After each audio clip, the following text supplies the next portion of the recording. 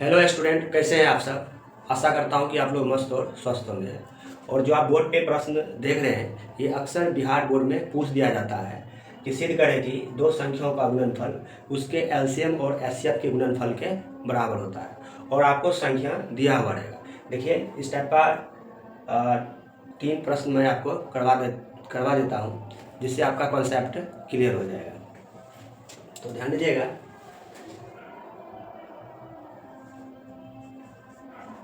प्रश्न संख्या पहला है, 26 है और 91 है। तो 26 का आपको अभाज्य गुणनखंड मालूम करना है। 2 से लगाइएगा तो ये 13 बार में लग जाएगा। उसके बाद है 91। देखिए, 91 में 2 से लगेगा नहीं, 3 से भी नहीं लगेगा। 3 से इसलिए नहीं लगेगा क्योंकि अब इसको जोड़िएगा ना, 10 आ जाएगा। 4, 5, 6, 7, 7 से लगेगा। 13 सत्ते 91, यानी 26 को आप लिख सकते हैं 2 गुना 13, और 91 को लिख सकते हैं 7 गुना 13। तो ये सब चीज़ आपको दिया हुआ है, इसलिए एलसीएम ऑफ 26 91 और एचसीएफ ऑफ 26 91 क्या हो। देखिए, मैंने आपको एचसीएफ निकालना जस्ट पिछली वाली वीडियो में बताया था। जो लोग वीडियो नहीं देखे प्लीज़ वो लोग इसके जस्ट पिछली वाली वीडियो अर्थात लेक्चर 3 जरूर देखें। तो देखिए, एचसीएफ का हिंदी होता है मौसौ और एलसीएम का हिंदी होता है लौसौ। एचसीएफ का हिंदी मौसौ मतलब मिलने वाला सब, मतलब जो मिलेगा वही उसका एचसीएफ होगा। जिससे देखिए, इसमें 13 मिल रहा है, इसलिए इसका एचसीएफ 13 हो जाएगा। अब देखिए, एलसीएम में होता क्या है कि जो मिल रहा है वो तो आएगा ही, और जो नहीं मिल रहा है वो भी आएगा। देख रहे हैं, यानी ये 2 और 7 ही आएगा। तो ये हो जाएगा 13 गुना 2 सत्ते 14। जब आप इसको गुना कीजिएगा ना, ये आ जाएगा 182। नहीं तो आप गुना करके देख लो। 14 गुना 13, 14 3 42, 14 इकाई 14। देख रहे हैं।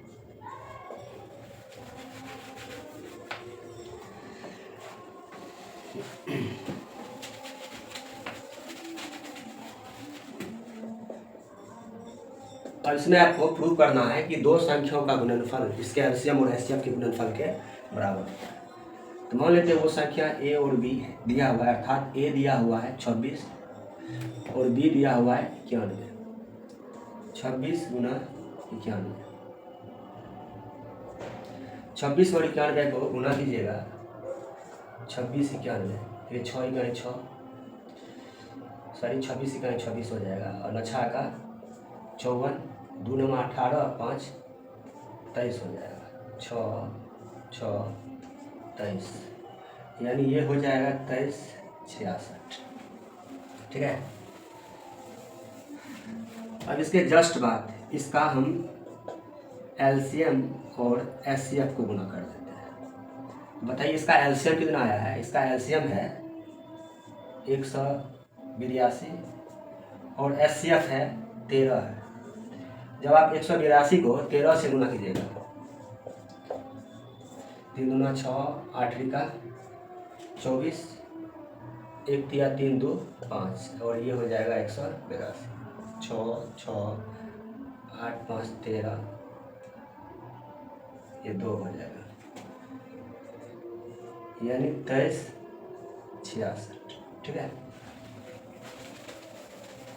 देखिए, अब क्लियर है कि देखिए संख्याओं का गुणनफल 23 66 है, और इसके एलसीएम और एचसीएफ का गुणनफल क्या है 23 66।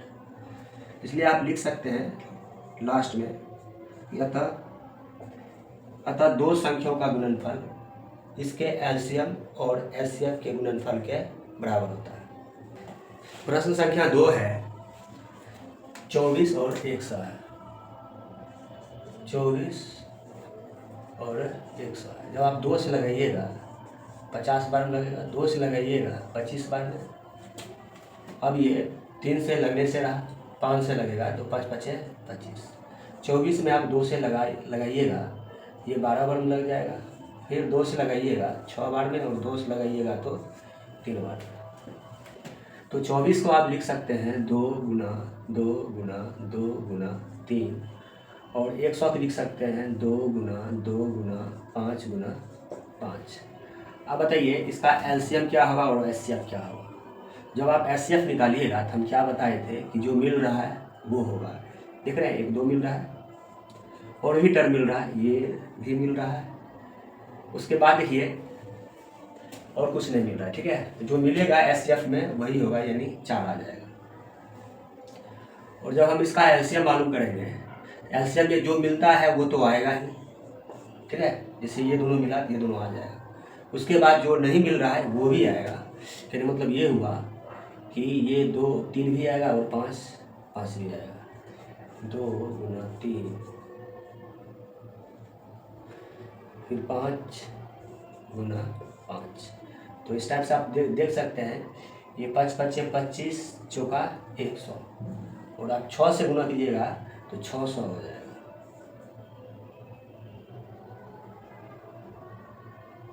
ठीक है।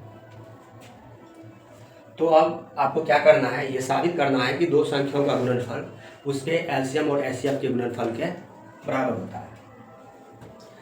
तो बताइए संख्या ए 24 दिया हुआ है और संख्या बी जो है वो 100 दिया हुआ है। आप गुना कीजिएगा तो ये 2400 आ जाएगा, ठीक है।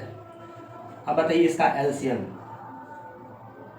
और एचसीएफ मालूम करना है, एलसीएम गुने एचसीएफ। तो एलसीएम आपका 600 है और एचसीएफ देखिए 4 है।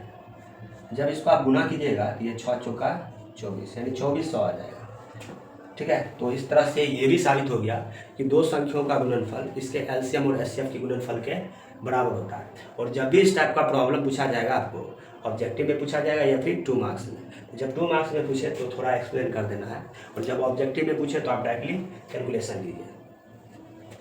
तो नीचे लिख देना है कि अतः दो संख्याओं का गुणनफल इसके एलसीएम और एचसीएफ के गुणनफल के बराबर होता है। तो सेम वे आप लोग प्रश्न संख्या 3 भी सॉल्व कीजिए और इसका आंसर कमेंट सेक्शन में ज़रूर बताइए। Thank you.